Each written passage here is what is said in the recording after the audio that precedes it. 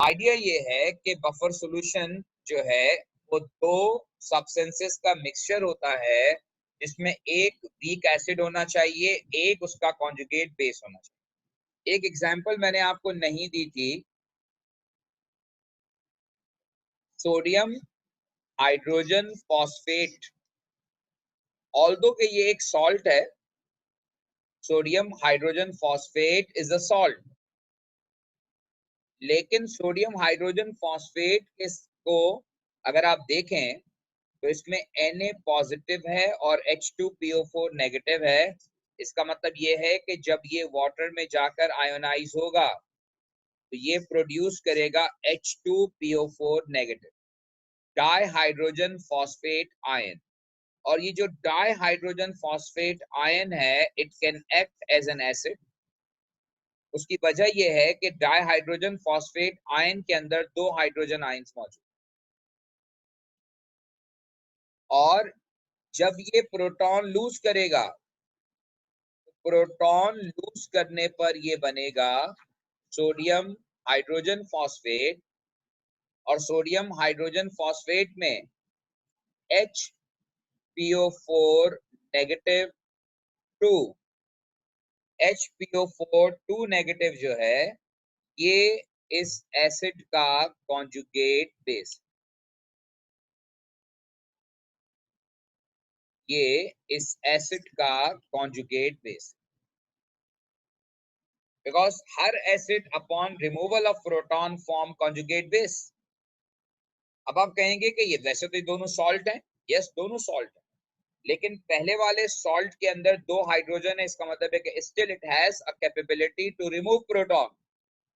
तो NaH2PO4 में ये जो H2PO4 नेगेटिव है, it can act as an acid, and after the removal of one proton ये कन्वर्ट हो जाएगा HPO4 2 नेगेटिव में, और ये इसका कॉन्जुगेट बेस। और इन दोनों का जो मिक्सचर है, ये मिक्सचर एक्ट करेगा एज बफर सॉल्यूशन।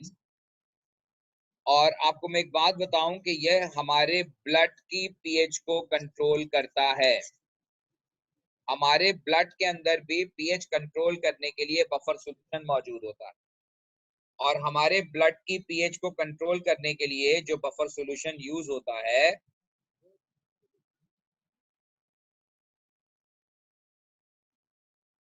वो बफर सॉल्यूशन जो है सोडियम डाइहाइड्रोजन फॉस्फेट और सोडियम हाइड्रोजन फॉस्फेट से मिलकर बनता है। तो this is again an example of buffer solution. अच्छा, इसके अलावा एक चीज और मैंने पिछली क्लास में डिस्कस की थी, और वो डिस्कस किया था कि how does pH is controlled upon addition of acid और अल्कली। पीएच, बफर सॉल्यूशन का काम क्या है कि ये पीएच को कंट्रोल करता है, और मैंने आपको ये बताया था कि पीएच को कंट्रोल करने के लिए जरूरी है, पीएच को कंट्रोल करने के लिए जरूरी है कि concentration of hydrogen ion maintain रहे। अगर concentration of hydrogen ion maintain नहीं होगी, अगर कॉन्सेंट्रेशन ऑफ हाइड्रोजन आयन तब्दील हो जाएगी, तो पीएच वैल्यू भी तब्दील हो जाएगी। अगर कॉन्सेंट्रेशन ऑफ हाइड्रोजन आयन जो है वो तब्दील हो जाएगी, तो पीएच वैल्यू भी तब्दील हो जाएगी।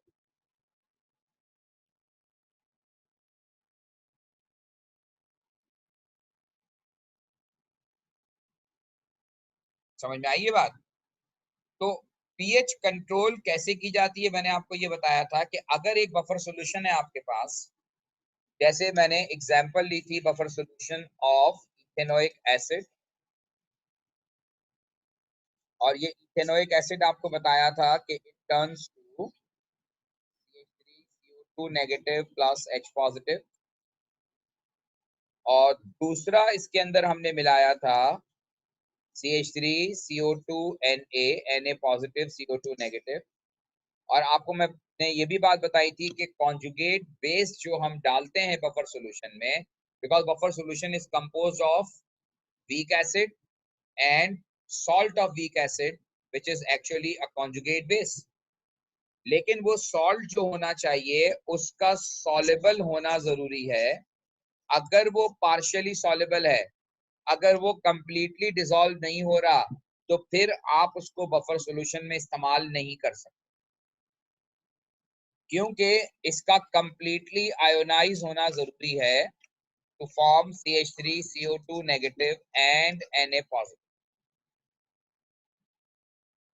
इन दोनों का जो मिक्सचर है, ये मिक्सचर बफर सॉल्यूशन। अब सवाल ये है कि हमारे बफर सॉल्यूशन में क्या क्या मौजूद होता है। मैं अब एक जनरलाइज बात कर रहा हूँ। ये आपका मिक्सचर है बफर सॉल्यूशन का। इसमें आप देखें, ये जो एसिड है, ये एसिड पार्शियली डिसोसिएट हुआ है। इसका मतलब ये है कि मेजॉरिटी ऑफ एसिड अभी पड़ा हुआ है सॉल्यूशन के अंदर। यानी बफर सॉल्यूशन के अंदर एक तो पड़ा हुआ होता है अनडिसोसिएटेड एसिड, एक बफर सॉल्यूशन के अंदर पड़ा हुआ होता है अनडिसोसिएटेड एसिड। एक तो अनडिसोसिएटेड एसिड पड़ा हुआ होता है, दूसरा इसमें पड़ा हुआ होता है, ये सॉल्ट तो कंप्लीटली आयनाइज हो गया।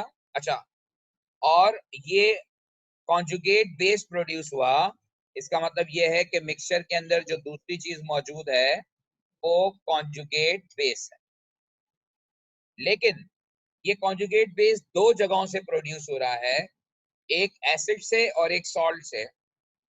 लेकिन आपको पता है कि एसिड पार्शियली डिसोसिएट होता है, तो पार्शियल डिसोसिएशन ऑफ एसिड होने की वजह से जो कॉन्जुगेट बेस की असल सोर्स है, कॉन्जुगेट बेस की असल सोर्स है वो सॉल्ट। कॉन्जुगेट बेस की जो मेन सोर्स है वो सॉल्ट है। बिकॉज सॉल्ट जो है यहाँ पर एक्सेस में प्रोड्यूस कर रहा है, तो salt is known to be a source of conjugate base. Conjugate base दो जगहों से आ रहा है, एक पार्शियल डिसोसिएशन ऑफ एसिड से और एक कंप्लीट आयनाइजेशन ऑफ सॉल्ट से। लेकिन कंप्लीट आयनाइजेशन की वजह से कॉन्सेंट्रेशन ऑफ कॉन्जुगेट बेस काफी ज्यादा होगी, लिहाजा जो इस सॉल्यूशन के अंदर आपको मिलेगा आयन, वो कॉन्जुगेट बेस मिलेगा और वो कॉन्जुगेट बेस सॉल्ट से आएगा। So the main source of conjugate base is salt. और तीसरी चीज जो उसके अंदर मौजूद है वो है H पॉजिटिव आयन। अब आप कहेंगे कि यहाँ सोडियम आयन भी तो है। यस, मौजूद है, लेकिन ये सोडियम आयन या पोटेशियम आयन्स जो हैं, ये इनर्ट आयन्स कहलाते हैं। और ये ions they can not take part in the change of pH of solution. They can not take part in this process. They are just available in form of ion in the aqueous solution and they don't have any role. यानी कि pH को change करने में, pH को बढ़ाने में या कम करने में इनका कोई रोल नहीं होता। Now every buffer solution has these three ions or these three particles, और इन्हीं के दरमियान सारी कहानी बनती। बफर सॉल्यूशन pH को कैसे कंट्रोल करता है, वो इन तीनों चीजों पर डिपेंड करता है। Undissociated acid, conjugate base and hydrogen ion. इन तीनों का जो मिक्सचर है, this mixture is basically used as और used to maintain pH of buffer solution. अब आपको मैंने ये बताया था कि जब आप किसी भी बफर सॉल्यूशन के अंदर एसिड डालते हैं, तो एसिड डालने से उसकी pH बढ़ जानी चाहिए। लेकिन क्या होता है कि जब आप बफर सॉल्यूशन के अंदर एसिड डालते हैं, तो acid will react with conjugate base. आपने अगर इस बफर सॉल्यूशन के अंदर एसिड यानी H पॉजिटिव आयन डाला एक्सटर्नली, तो H पॉजिटिव आयन डालने से यहाँ पर H पॉजिटिव आयन की कॉन्सेंट्रेशन बढ़ेगी, यहाँ पर H पॉजिटिव आयन की कॉन्सेंट्रेशन इंक्रीज होगी।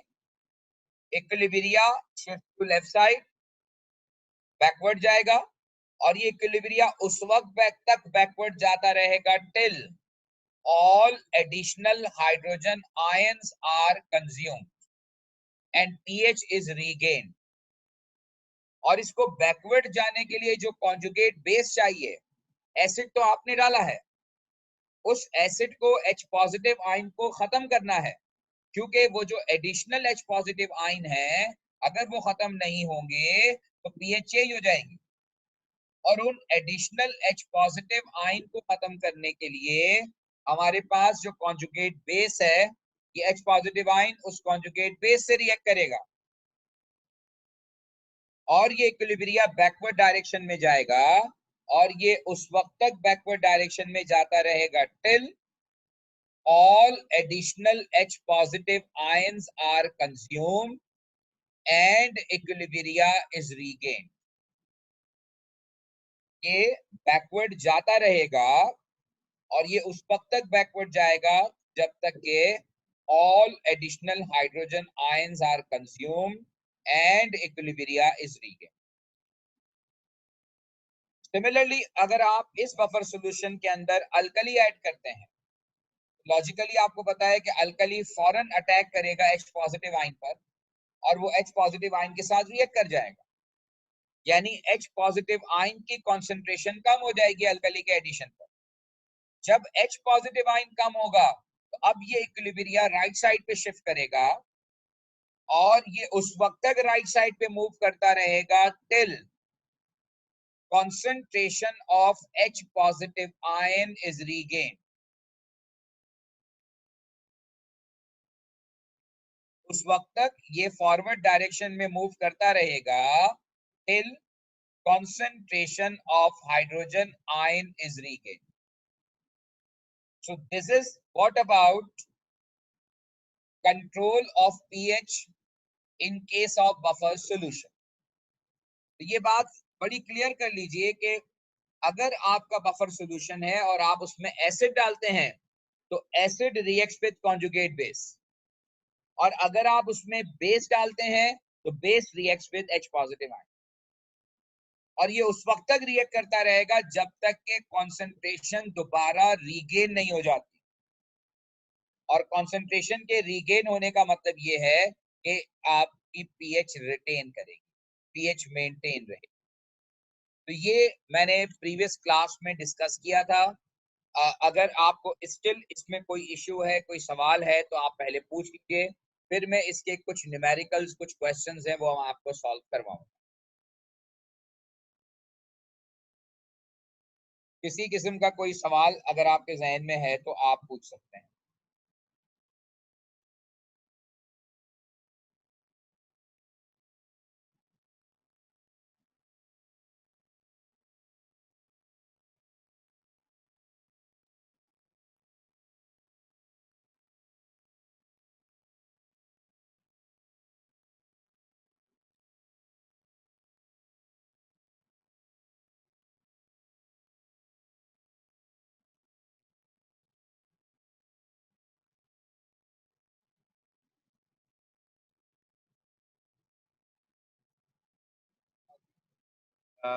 कोई क्वेश्चन नहीं है?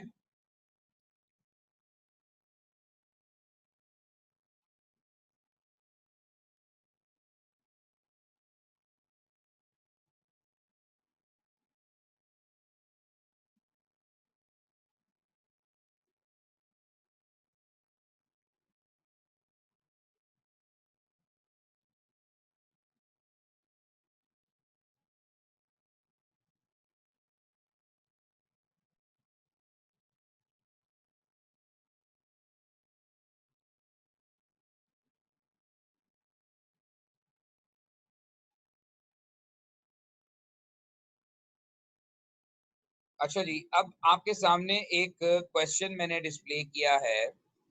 ये पास पेपर का ही क्वेश्चन है कि solution of hydrogen phosphate make useful buffer for biochemical experiments, explain what is mean by buffer solution. वो तो आपको पता है। अब आप देखिए, ये बफर सॉल्यूशन दो चीजों से मिलके बना है, जो अभी थोड़ी देर पहले ही मैंने आपको बताया था। H2PO4 डाइहाइड्रोजन फॉस्फेट, और ये डाइहाइड्रोजन फॉस्फेट जो है ये कन्वर्ट हो रहा है HPO4 two negative hydrogen phosphate by the loss of one proton. तो ये जो आपके सामने मिक्सचर है ये एक्ट कर रहा है एज बफर सॉल्यूशन, बिकॉज ये एसिड है और ये इसका कॉन्जुगेट बेस। अब आपको पीएच कैलकुलेट करनी है, pH of a buffer solution that contains 0.20 mole per dm cube sodium dihydrogen phosphate। अच्छा, अब स्टूडेंट यहाँ पर ये कंफ्यूज हुआ कि भाई ये सोडियम डाइहाइड्रोजन फॉस्फेट तो खुद सॉल्ट है। यस, ये सॉल्ट भी है और ये एसिड भी है। इसकी वजह ये है कि इसके अंदर दो हाइड्रोजन मौजूद हैं। ये सॉल्ट भी है और ये एसिडिक कैरेक्टर भी रखता है। और दूसरा जो कंपाउंड है सोडियम हाइड्रोजन फॉस्फेट, ये देखें आप, एक हाइड्रोजन कम हो गया तो ये भी सॉल्ट है, लेकिन ये है conjugate base of dihydrogen phosphate, यानी H2PO4 है और HPO4 इसका कॉन्जुगेट बेस है। तो ये एसिड है और ये कॉन्जुगेट बेस है, तो acid turns to conjugate base.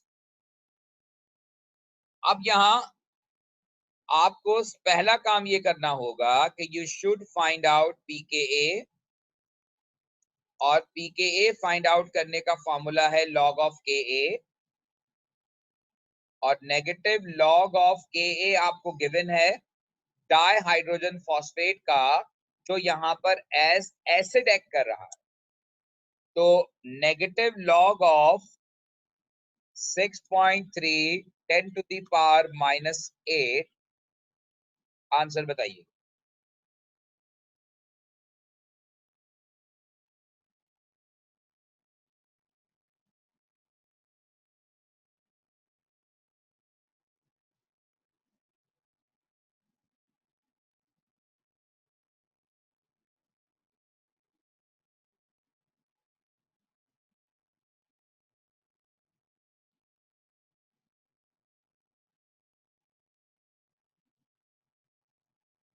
Okay, so it is 7.20।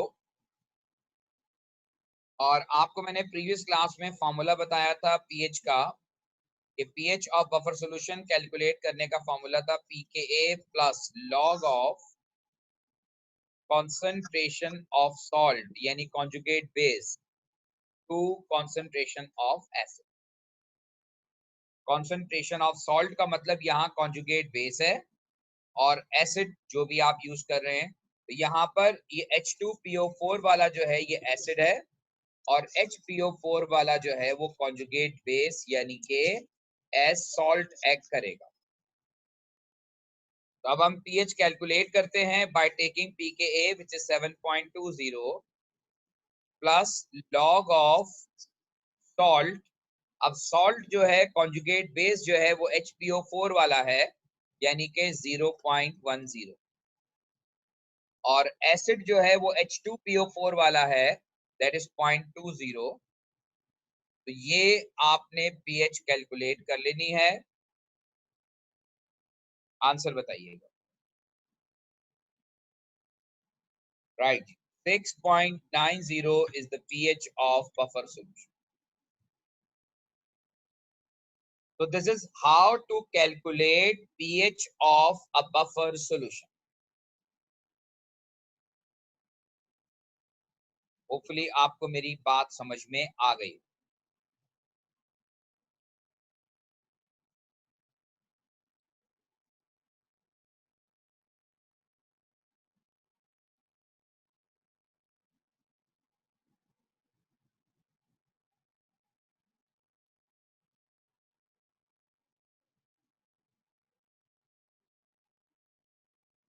Okay ji, now there is another question again.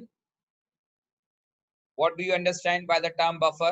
Buffer का मतलब वही buffer solution, same definition. Now the buffer use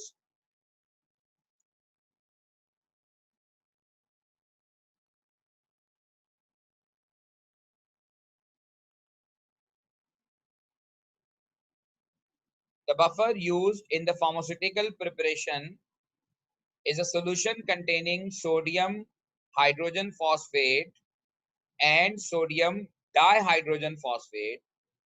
These salts contain HPO4 2 negative and H2PO4 negative ion respectively, write equations to show how this buffer reacts with H positive ion.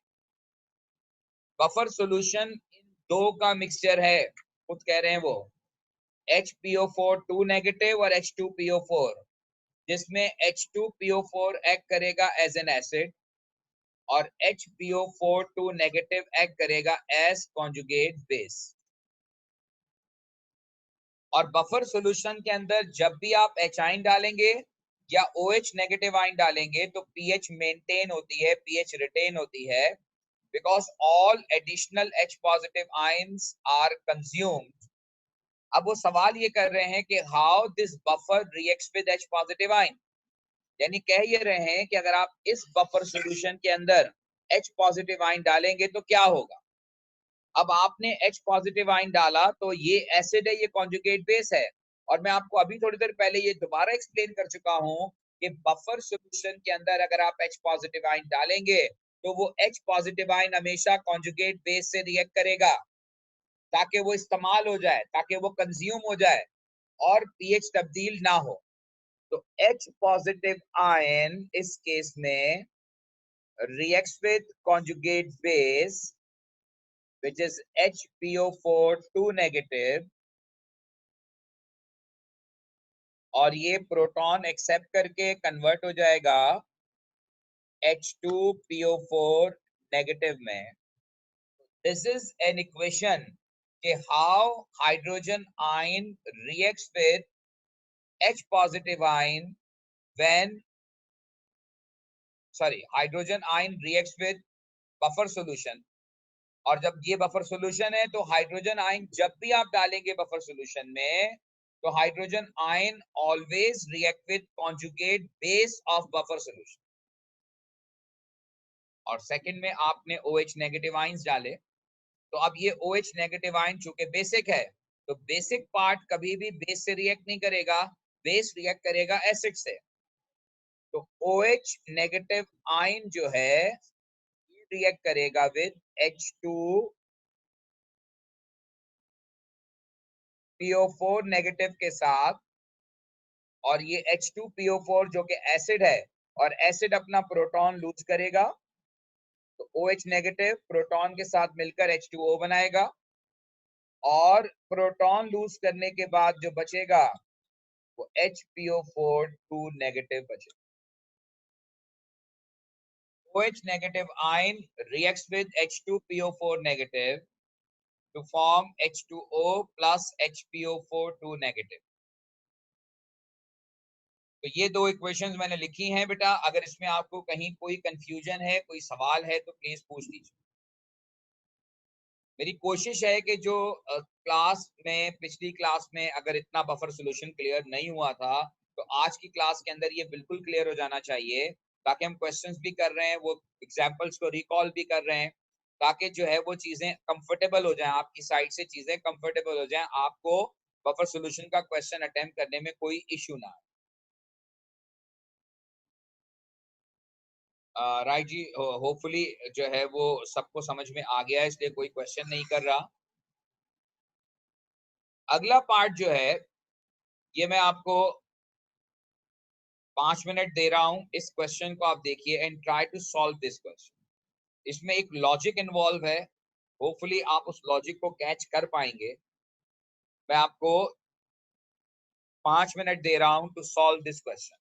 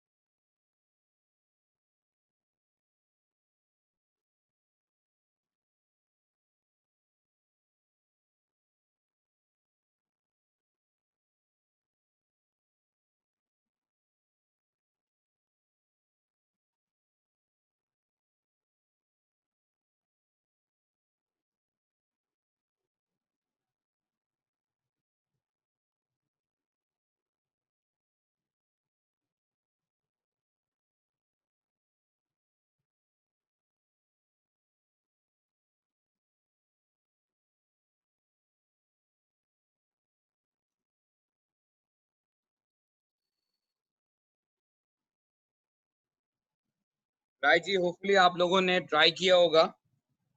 जैसे मैंने कहा कि इसमें एक जो ट्रिकी बात है जो कि शायद आपको समझ में ना आई हो, इसने ये कहा है कि buffer solution containing equal concentration of the two sodium phosphate salts has a pH of 7.2।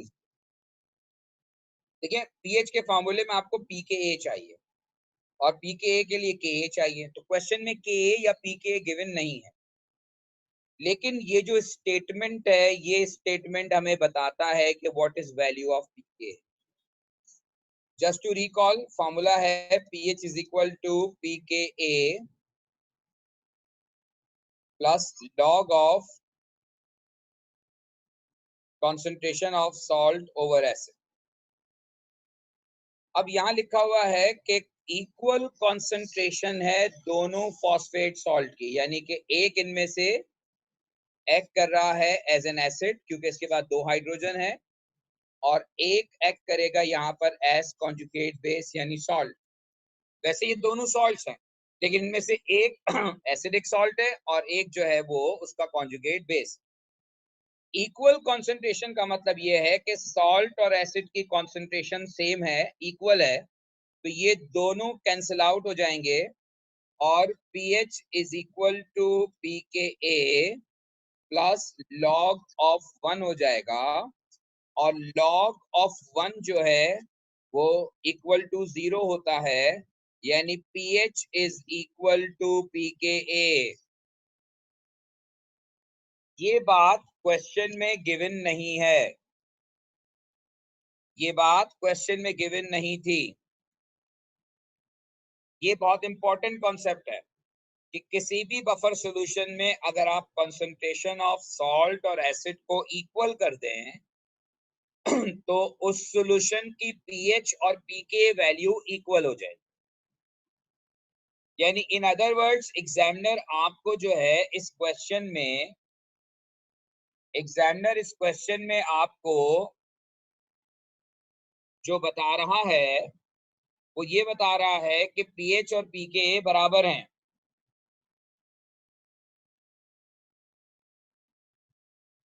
अगर कॉन्सेंट्रेशन ऑफ सॉल्ट और एसिड इक्वल, तो एक्चुअली ये आपको ऊपर पीएच दे रहा है and this is equivalent to 7.20, जो कि एक्चुअली पीके के बराबर है। इनडायरेक्टली आपको इस स्टेटमेंट से पीके वैल्यू मालूम हो जाएगी,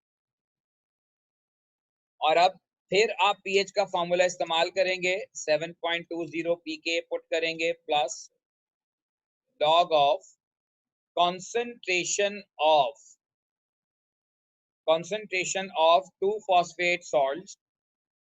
अब ये जो टू फॉस्फेट सॉल्ट्स हैं, इनमें कॉन्सेंट्रेशन की अगर हम बात करें तो ये सॉल्ट है, ये एसिड है, तो log ऑफ 0.002 डिवाइडेड बाय 0.005। अब आप pH कैलकुलेट कर लेंगे, that is I think around 6.80, and that will be your final answer. तो ये एक एडिशनल कॉन्सेप्ट था जो यहाँ पर अप्लाई हो रहा था, होपफुली आपको समझ में आ गया होगा।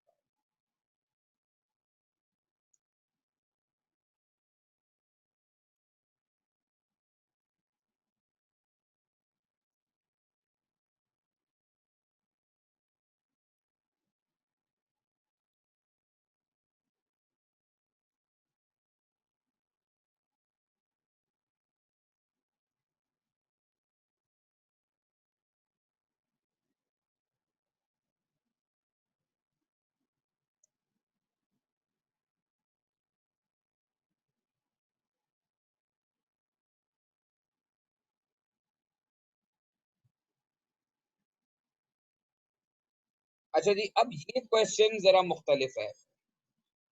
Calculate the pH of the buffer formed when 10 cm cube of 0.1 mole per dm cube NaOH added to 10 cm cube of 0.250 mole per dm cube ethanoic acid, और पीके वैल्यू आपको गिवन।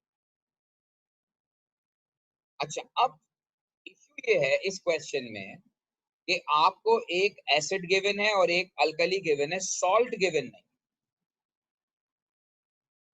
लेकिन हमें एक बात पता है कि जब आप किसी भी एसिड के अंदर सॉल्ट डालेंगे तो एसिड के अंदर सॉल्ट डालने से जो है, सॉरी, एसिड के अंदर अल्कली डालने से सॉल्ट फॉर्म होगा। तो जब आप 10 cm क्यूब ऑफ 0.1 मोल पर डीएम क्यूब NaOH डालेंगे इनटू 10 cm क्यूब ऑफ 0.250 मोल पर डीएम क्यूब, इसका मतलब ये हुआ कि इसका 10 cm क्यूब और इसका 10 cm क्यूब, इसका 0.1 इसके 0.1 से रिएक्ट कर जाएगा। तो मैं यहाँ पे कह सकता हूं कि 10 cm cube of 0.1 mole per dm cube NaOH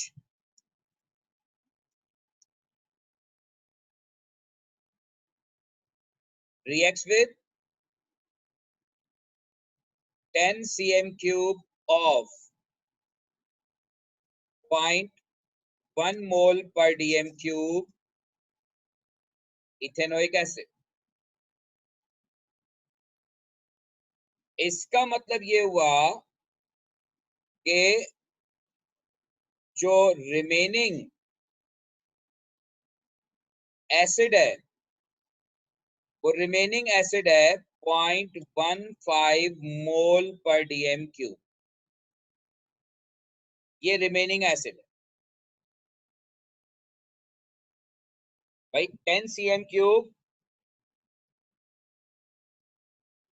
acid का 0.25 इसलिए नहीं है कि जब आप एसिड के अंदर अल्कली डालेंगे तो बेटा वो अल्कली रिएक्ट करेगा एसिड के साथ।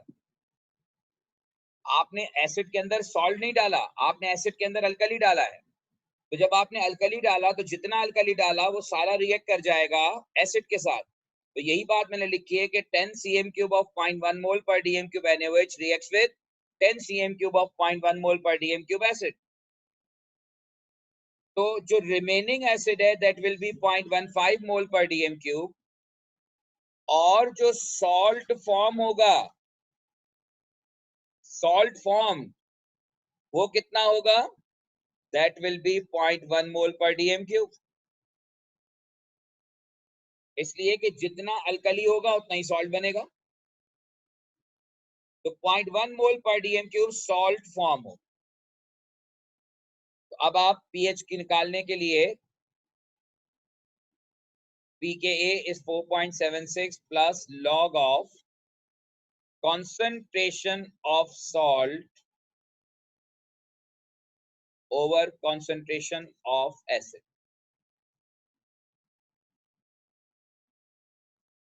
अब आप में से कुछ लोग फिर कंफ्यूज हुए होंगे कि मैंने 0.1 जो सॉल्ट फॉर्म्ड है उसको 2 से क्यों डिवाइड किया।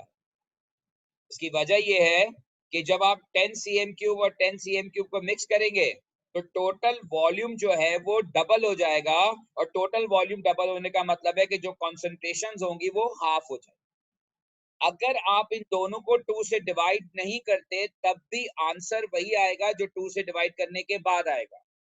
लेकिन अगर आपने 2 से डिवाइड नहीं किया तो एग्जामिनर जो है वो कंसंट्रेशन के कॉन्सेप्ट को वहां नहीं रिप्रेजेंट करेंगे आप, और जब कंसंट्रेशन के कॉन्सेप्ट को रिप्रेजेंट नहीं करेंगे तो आपका आंसर सही नहीं माना जाएगा। मैं रिपीट कर रहा हूं, मैंने 2 से इसलिए डिवाइड किया है कि जब आप NaOH और एसिड के सॉल्यूशन को मिक्स करते हैं तो टोटल वॉल्यूम 20 cm क्यूब हो जाता है।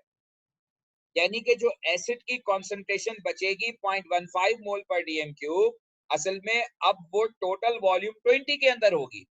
तो जो कंसंट्रेशन बचेगी एक्चुअली 20 cm क्यूब, यानी वॉल्यूम डबल होने की वजह से वो कंसंट्रेशन हाफ हो जाएगी। और इसी तरह सॉल्ट फॉर्म 0.1 होना चाहिए था अगर 10 cm क्यूब होता, लेकिन चूंकि 20 है टोटल वॉल्यूम इसलिए सॉल्ट की कंसंट्रेशन भी हाफ हो जाएगी।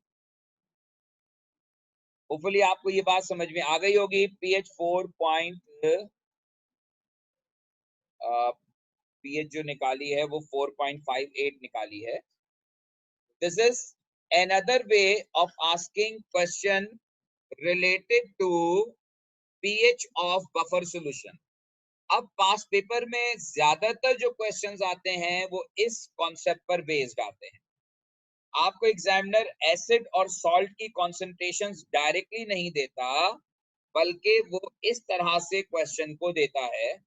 तो आपको ये बात समझनी पड़ेगी कि अगर आप किसी भी एसिड के अंदर अल्कली डालते हैं, तो एक्चुअली आप वहां पर सॉल्ट बनाते हैं, तो वो सॉल्ट जो बनेगा और जो रिमेनिंग वीक एसिड होगा, वो आपस में इंटरेक्ट करेंगे और बफर सॉल्यूशन खुद ब खुद बन जाए। इवन जब आप स्ट्रॉन्ग बेस और वीक एसिड की टाइट्रेशन कर रहे होते हैं, उसके दौरान भी बफर सॉल्यूशन बनता है। फिर ये अलग बात है कि आप अल्कली डालते जाते हैं, डालते जाते हैं, डालते जाते हैं, और वो एसिड रिएक्ट करता जाता है और आखिर में खत्म हो जाता है, तो फिर वो बफर सॉल्यूशन नहीं रहता। लेकिन बहरहाल बफर एक्टिविटी वहां भी ऑब्जर्व की जाती है। तो ये इनडायरेक्ट वे है टू आस्क और to calculate pH of buffer solution, कि instead of giving concentration of salt, examiner आपको NaOH की कंसंट्रेशन या मोल देगा। आप पहले कैलकुलेट करोगे कि NaOH कितने एसिड को कंज्यूम कर देगा, कितना एसिड बच जाएगा, और जितना एसिड कंज्यूम हुआ उतना सॉल्ट फॉर्म होगा।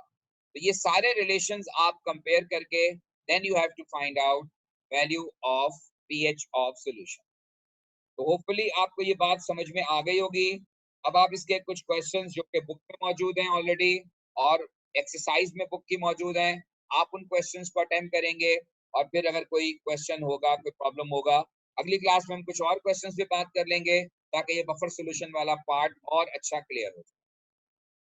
आप पढ़िएगा बफर सॉल्यूशन क्वेश्चन को। अगर कोई प्रॉब्लम है, बुक के अंदर कोई इश्यू हो, या अगर आपको अभी भी किसी कॉन्सेप्ट में प्रॉब्लम है, तो अगली क्लास में डिस्कस